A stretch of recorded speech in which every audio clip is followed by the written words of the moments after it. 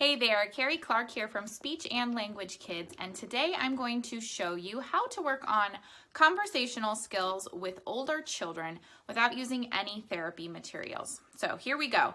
I have a stack here of some great conversational skills that you can teach to older children, and I'm talking upper elementary up through middle school and high school. These strategies will work for all of them. So the first thing is you want to identify what are some of those skills that really do need to be addressed by the particular client or group of clients that you have. So here are some examples to get your thoughts going, and then we're going to run through one. So speaking loud enough and clear enough. Sometimes that needs to be explicitly taught. Using complete sentences. If you have a student or a client with grammatical errors or syntax errors, explaining the importance of using those complete sentences can be really helpful. Keeping secrets. As our clients get older, they might be finding themselves in social situations where they need to learn about keeping secrets and respecting the privacy of others. Not asking personal questions. I'm reading them backwards. Not asking personal questions. Sometimes our clients don't know where personal boundaries are.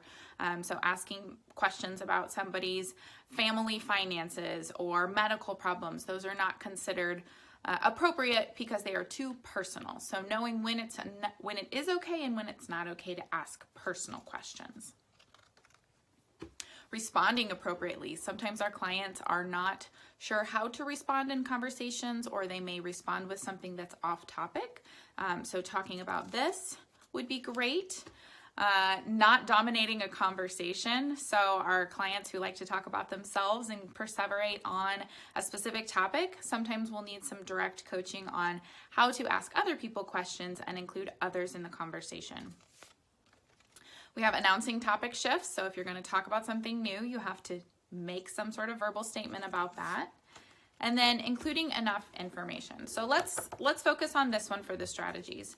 So a great way to work on conversational skills without using any therapy materials, so we're talking about not doing any prep work, is once you have an idea of the skill you want to do, you break that rule first thing in your session. So you come in and you start saying, it's so fun. You get to shoot people with these laser guns, and then you run around and you duck and you hide behind a big barrier. And then my dad was doing all of these crazy moves. It was so cool.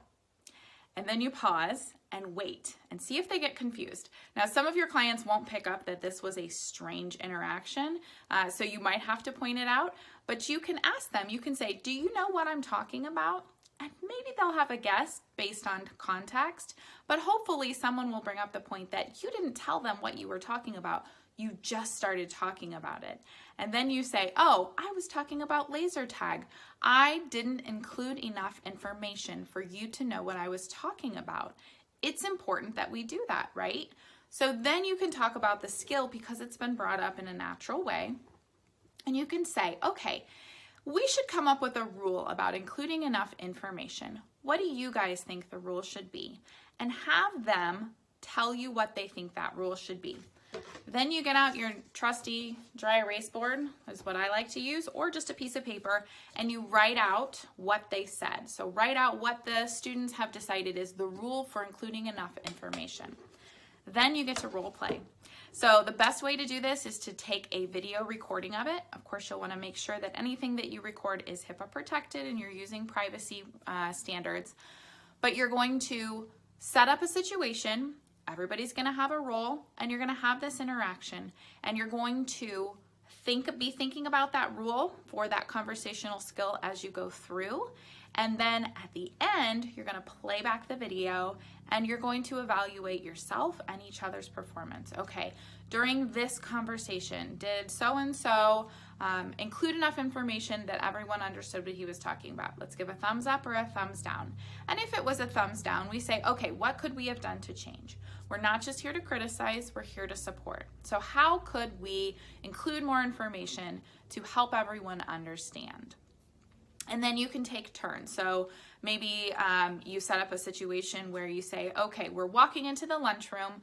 You 3 students are already at the table, and Johnny is going to join, and he's going to sit down, and he's going to tell you about his pet. Let's see if he can include enough information.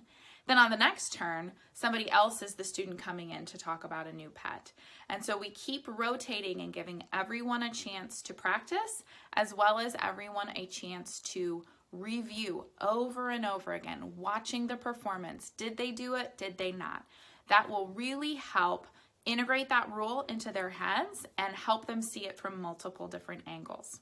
So that's the strategy. You pick a skill, pick a conversational skill, and then you're going to go through that. You're going to come up with the rule. You're going to role play in video and then review and provide feedback.